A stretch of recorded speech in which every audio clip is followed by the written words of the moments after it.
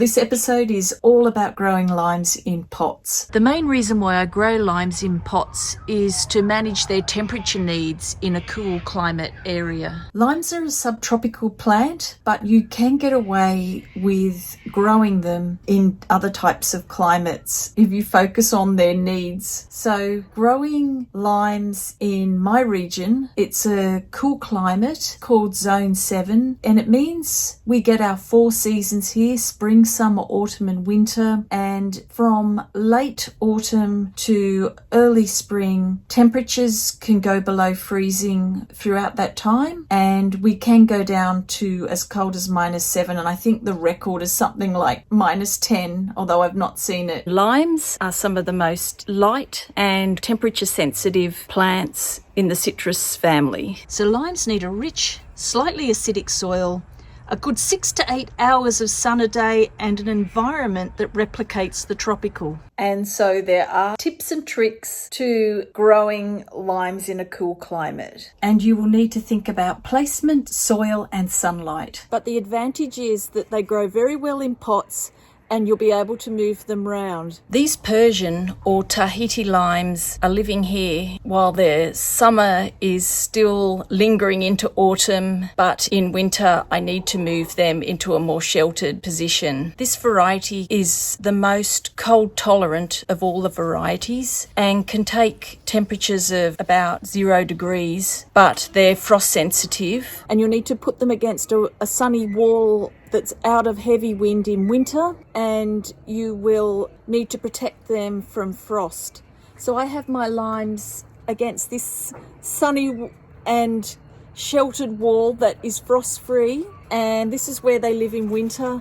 And in summer I move them out to a brighter position. If your winters are too cold and if you can't get a frost-free position, you will have to consider other forms of protection for your lime. You know, you might be lucky enough to have a greenhouse or a bright sunny window where you can bring your plant indoors during the winter. Everybody's garden is different. I get away with growing my limes in pots and then moving them to more suitable positions in winter. Limes are in season at the moment, and buying organic limes is not cheap, so it's worth persevering if you've got a little bit of space for a pot somewhere.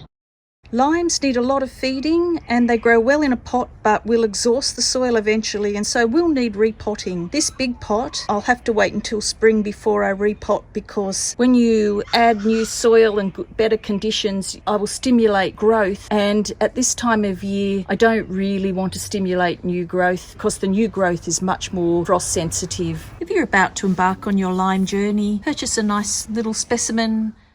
It's best to step up the pot, don't immediately go to a giant pot. We're going to put a little bit of soil in the bottom, and then we're going to put the plant on top and backfill around here. Moisten the soil, loosen the soil, and gently ease out the plant. Citrus don't like their roots disturbed, so be careful with the root ball. Always ensure that the graft is well above the soil and that the top of the roots are covered. I'm just using commercial citrus potting mix. Backfill and firm the soil down. Leave about 2 centimetres from the top, and that allows the water to stay in the pot and not run away. And I use seaweed as a tonic to help get over the shock of transplanting.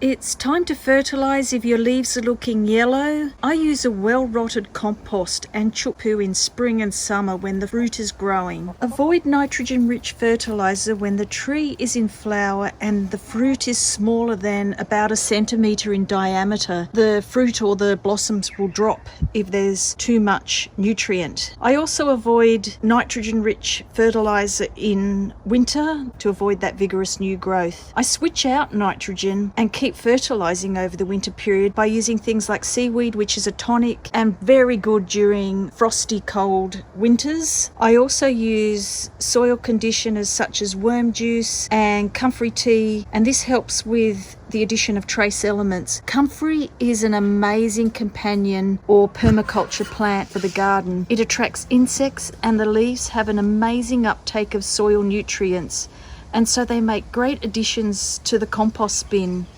Or you can make comfrey tea. To make comfrey tea, just simply harvest some of the leaves, place the leaves in a container and fill up with water. all the way covering. And leave for about 6 weeks.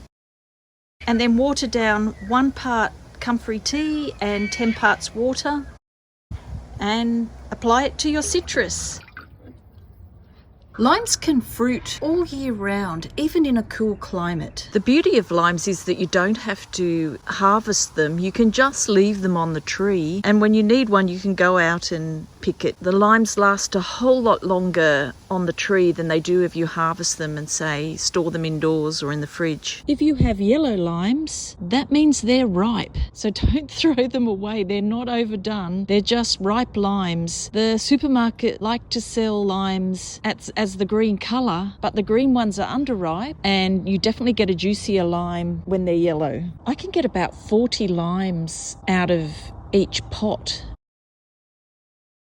It was growing zinnias. He's quick.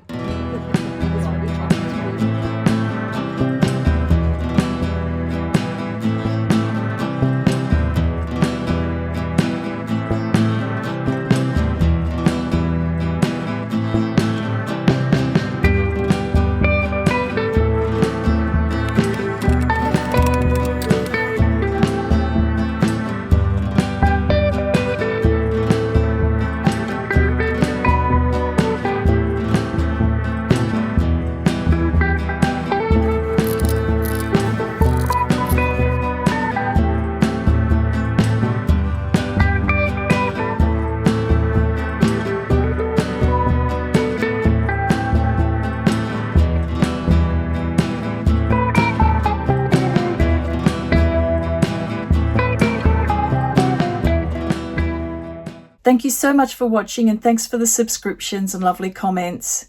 I'm going to leave you with another little lime dish at the end, and I hope to see you in the next episode. Bye!